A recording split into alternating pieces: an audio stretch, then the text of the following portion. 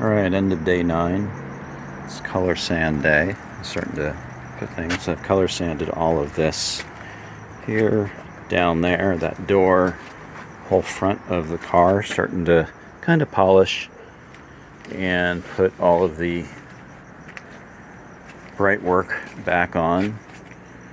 So all pretty good. Just steel wooled it, polished it up, painted this, painted the black there. That black was already painted. I think that's correct for 64. I think it's clear. So I've color sanded that there. I still have to do the door, the top, basically coming around here. So I'd say about half the car left to color sand and then put this all together, because I painted it last night right about this time as it was getting dark. I got like a dull finish here. I think it's just the moisture as it dried. It got some moisture in there, so we'll see if we can color sand that out. If I can't, then I will sand it down to some level and just put another coat of clear on the top that's hazy. So that is the end of day 9. Well, I decided before it got dark to see if I could get rid of some of this dullness. You can probably see it when I reflect the light. That's from painting too late in the day, and then the moisture of the night kind of, I don't know why, getting probably into the paint, into the clear coat. But I decided just to do a spot, color sand a spot, just quickly, and I don't know if you can see it, but it came out pretty nicely, so I won't have to re-clear coat the part that got dull. And just if you're not familiar with color sanding, that's a process. It doesn't have to be all these steps, but it's a process of wet sanding. And if I have I have to take it down quite a bit. I'll start with 1,000, then I'll move to 1,500, then 2,000. This is all wet sanding, so water and just all hand sanding. 2,000, 2,500, 3,000. From 3,000 wet sanding, which is almost feels smooth to the touch, I move to the 3M system. It's a 3-step system. Step 1, 2, and 3. I'll show you this. So 1, 2, and 3, and notice the color coding on the caps. Well, those color codes correspond to the 3M pads, which is well, first you've got to do, if you go from 3,000 to the first step, pretty much you have to use a wool, so a wool pad, which is more aggressive with that step 1, and then I use that same step 1 for the pad, and you see how it's white like the cap, or more or less.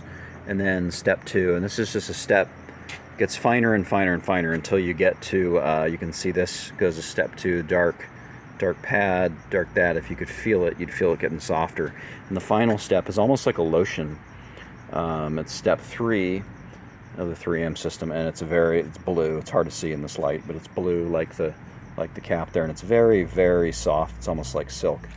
And if you go through those steps, you don't have to start at 1,000. You could start anywhere in here, but you do have to kind of step up, because 3,000, if you started with 1,000 and then you went right from 1,000 to 3,000, you would be sanding a long time with the 3,000 before you got the 1,000 sand marks out.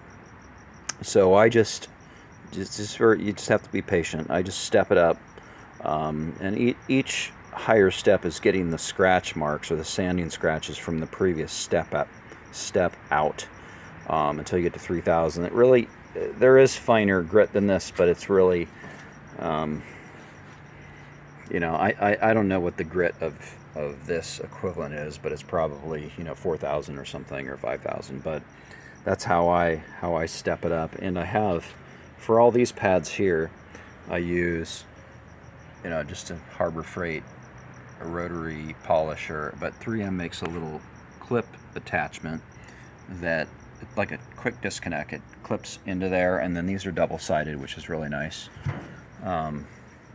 They last a long time. But I also have, from Harbor Freight, I have the smaller kind of version, and 3M doesn't have little pads, but you can buy the pads from an auto store, and to get to smaller areas, because it's real and I have the big pads for these as well. If you look right there, which for a big area, I'll use the big pads, smaller area, you know, the medium, and then step down to that. Sometimes it's easier just to use that. But that is color sanding, and I'm sure there are faster ways to do it, but I've experimented with a lot of different methods, and I just get a good consistent result with the 3M products. And I even use the 3M sandpaper. It's a little more expensive, but I think it's been a few years since I've used anything else, but I remember before when I tried to use like Harbor Freight 1500, it wasn't always as consistent. I don't think I could count on it being 1500 all the time. And all you need is one little 1000 grit to be on your 1500 paper, and it's going to totally mess you up. So I just stick with very consistent 3M products. I'm not a seller of the products, but I am a big fan of their products. Anyway, that's the color sanding process. And if you're a good painter, which I'm not particularly a great painter, I'm an amateur for the most part, you can get a lot fewer mistakes than I make, especially painting outside. But I talked to a painter today, and I saw something coming right out of the paint booth, and he had almost no orange peel at all.